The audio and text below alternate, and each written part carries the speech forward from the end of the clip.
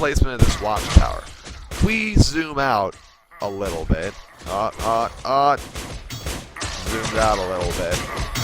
You just hold control and go back in your mouse wheel if you're interested. Look at the center of this map. We're going to go a little bit more. Look at that. Look at the center of this map. We're going to say that the center starts from about, well, let's say this tree. The line from this tree down, the line from this tree over, and then this shrub over, and this shrub up. Because that's where the gold mines are, right? Look at this space, despite the army difference. Oh, look, watchtower already going to work. Look at the difference in what SlammerIV controls versus what his opponent, Guest Quad, controls. Guest Quad controls right now an area about this big. Not that exact area. Right now he owns about this exact area. But he owns effectively the range at which his units can fire as riflemen. If you look at SlammerIV, irregardless of where his army, which has about, this effective area, moves, SlammerIV controls this space. Now by control I don't mean it's impregnable. It can certainly be bypassed or attacked, but it's not to his opponent's advantage to attack that. So he controls in that this area right here over, because of where his army is parked, and because of where that watchtower is, he owns this corner. He's not afraid of what might happen to this base, except from coming from this side. Note how he intelligently positioned his army, so you can take a look-see that way. Now we zoom in. There we go. Alright, now look at this. We're going to go to T. This is something that's very important. If you ever find that you're continuously losing, you have no idea why, go to your last replay. If you're not already saving replays, you should start. Press T, or whatever you've hotkeyed it to. Take a look at mined gold. We're not all SlammerIV. We can't all take advantage of, being behind and being a boss anyways. Now, SlammerIV is 2,000 gold behind. And why is that? We press Q. SlammerIV is slightly above 2 base workers. Like he has 10 for each gold mine. His main is natural, and now he has 3. Whereas if we look at Guest Quad, he has almost a fully saturated 4 bases.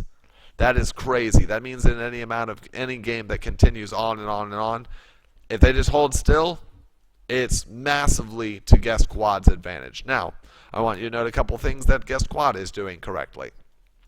Guest Quad realizes that he has a massive advantage because of this earlier castle. Look, even if he couldn't tell, 73 to 51. And he has nearly full mage tech. And if we go press E and look at upgrades, he's at about equal upgrades. SlammerIV has 2-2. SlammerIV may have been trying, maybe it's just the way he played, or maybe it's one of his tricks to try and get back. But do you note the double forge and the upgrade that I was kicking out? He's at 2-2 in an effort to try and get back in this game. But Guest Quad is doing a good job and is at 2-1. Now notice something. See SlammerIV's soldier? It is about to be the most awesome soldier ever. This is the first hard confirmative. Is confirmative even a... Yeah, it is, I guess. Proof that SlammerIV has that Guest Quad has this base. Now, this soldier, in addition to harassing the workers, all it's trying to do...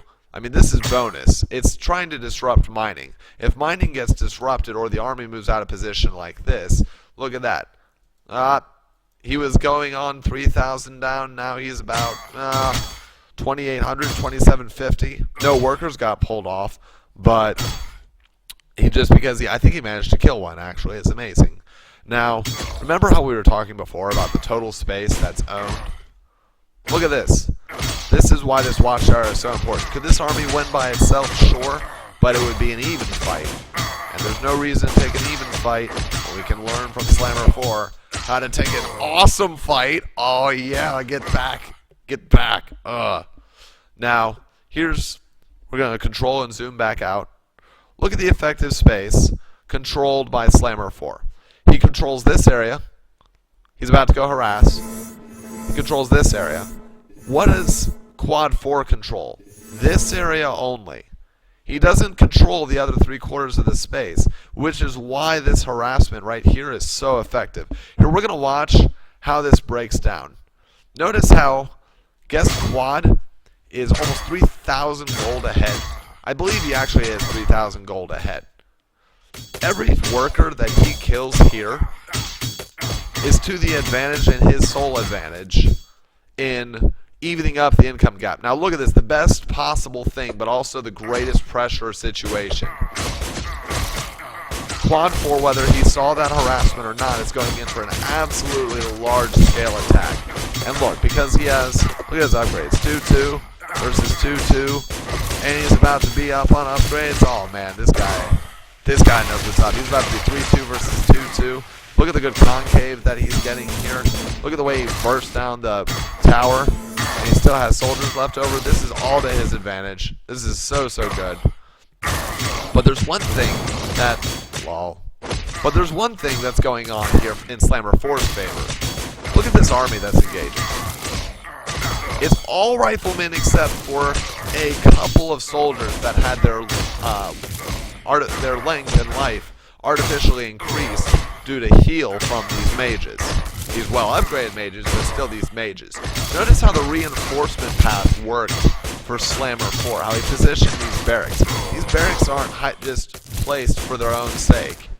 They actually helped form part of the defensive wall with the watchtower, so that when reinforcements came in along this path, Slammer 4 was able to create a concave with equally leveled units. And look, because he had soldiers, and he managed to kill all the soldiers for Guest Quad, he was able to push in with his riflemen, despite the fact that for a good 10-15 seconds, his riflemen and his soldiers weren't even as well upgraded as his opponents. Now, he took a pretty good fight there, but remember this? Oh yeah, this is painful. Look at this. You see what happened to his income? You would expect, because Slammer 4, look at him. He doesn't even have 30 workers now. His opponent almost had 40, and yet by knocking that number of workers down to 23, instead of this 3,000 gap widening to 5 or 6 or maybe even 7,000, it's staying at around 2,800 now. Now, Guest Quad has to recreate workers. Bad. Now look at this, Slammer 4 reasserting dominance to the center of the map. It's making this watchtower. Now, in the event that this game would go larger than it did now, then it will. Look at this. I want you to notice this line right here, this defensive structure, and the positioning of the army around here allows Slammer 4 to take control of these bases over here and set up bases that way. It also allows him the freedom to move his army up this way and send workers to create more bases over there. There is no such freedom. There's no such freedom for Guest Quad, despite having a pretty clearly and unquestionably superior army. He actually does not have that freedom because of the way it's easier to show on the minimap. You see this? It's not a Maginot line, but it's a pretty hard to pass line. And all he has to do, Slammer 4, is move his army up here. Now, remember the great amount of control that Slammer 4 bought in purchasing the center area with his tower is now eclipsed by these two catapults. If you imagine that the tower by itself covers this defensive range, the catapults with range 7 cover roughly this defensive range, possibly greater for each one.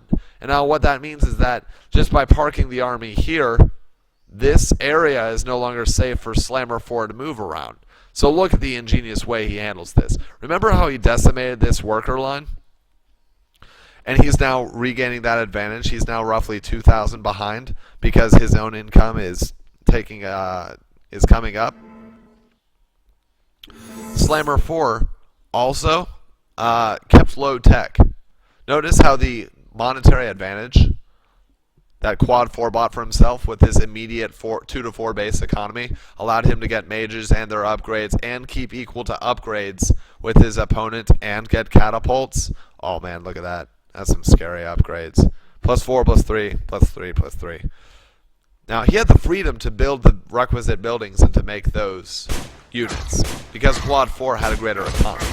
But Slammer 4 recognizes he cannot afford to play a teching game, because he's still, despite his earlier efforts, about 2,000 gold down. So he stayed only with riflemen and only with soldiers, and kept with upgrades. Now look at this. This is another beautiful example of what we talked about micro.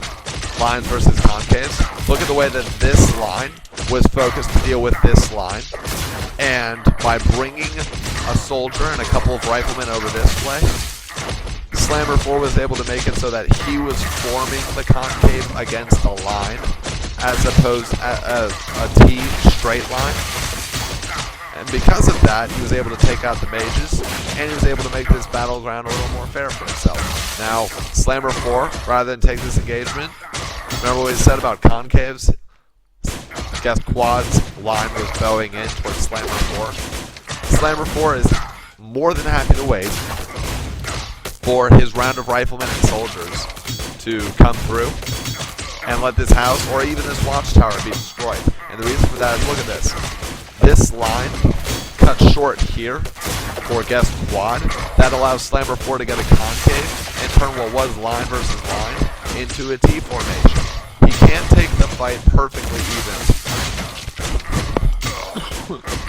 He cannot take a fight perfectly even to his opponent because of catapults and because he doesn't have that many soldiers. But if you looked, because of this, the line that he formed and then the concave, along with some nifty micro, he's able to go ahead and take a somewhat advantageous fight. Now, all of these workers, conveniently, no more gold was remaining. Now, if your opponent is down to no or very few soldiers left, pull workers. Slammer 4 shows us how it's done. Granted, guest Squad has 2 catapults and a mage, but those only supplement a main army. Those don't replace a main army. And at 4-4, against equal upgrades 4-4, they're still as effective as pulling 2 workers against 1 soldier that's harassing your base early on. And for that reason, sticking only to mostly to riflemen for their versatility, but also just a few soldiers for their tankiness. Look at the good fight Slammer 4 was able to take there.